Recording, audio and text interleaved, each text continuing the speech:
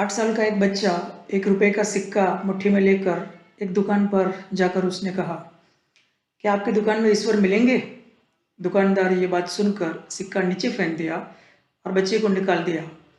बच्चा पास की दुकान में जाकर 1 रुपए का सिक्का लेकर चुपचाप खड़ा रहा।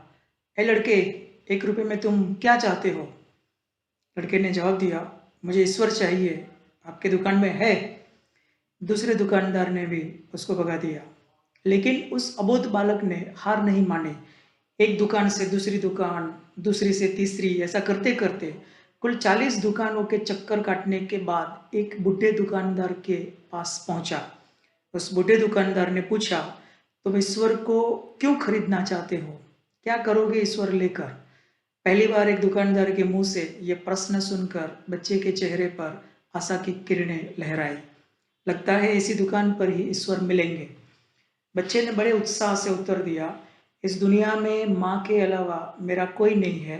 मेरी माँ दिन भर काम करके मेरे लिए खाना लाती है। मेरी माँ अब अस्पताल में है।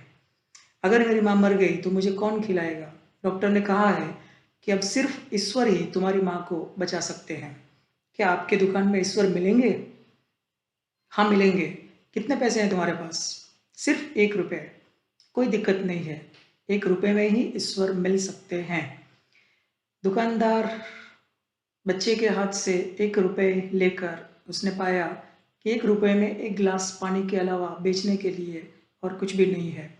इसलिए उस बच्चे को फिल्टर से एक गिलास पानी भर कर दिया और कहा, यह पानी पिलाने से ही तुम्हारी माँ ठीक हो जाएगी। अगले दिन कुछ मेडिकल स्पेशलिस्ट उस अस्पताल में गए। बच्चे की माँ का ऑपरेशन हुआ और बहुत जल्द ही वो स्वस्थ हो उठी। डिस्चार्ज के कागज पर अस्पताल का बिल देखकर उस महिला के होश उड़ गए। डॉक्टर ने उन्हें आश्वासन देकर कहा, टेंशन की कोई बात नहीं है, एक वृद्ध सज्जन ने आपके सारे बिल चुका दिए हैं। साथ में एक चिट्ठी भी दी है। महिला चिट्ठी खोलकर पढ़ने लगी। उसमें लिखा था, मुझे धन्यवाद देने की कोई आवश्यकता नहीं है, आपको तो स्वयं ईश्वर ने ही बचाया है। मैं तो सिर्फ एक जरिया हूँ।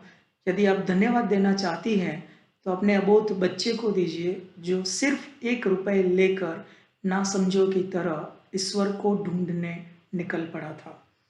उसके मन में यह दृढ़ विश्वास था कि एकमात्र ईश्वर ही आपको बचा सकते हैं। विश्वास इसी को कहते हैं। ईश्वर को ढूंढने के लिए करोड़ों रुपए दान करने की जरूरत नहीं होती।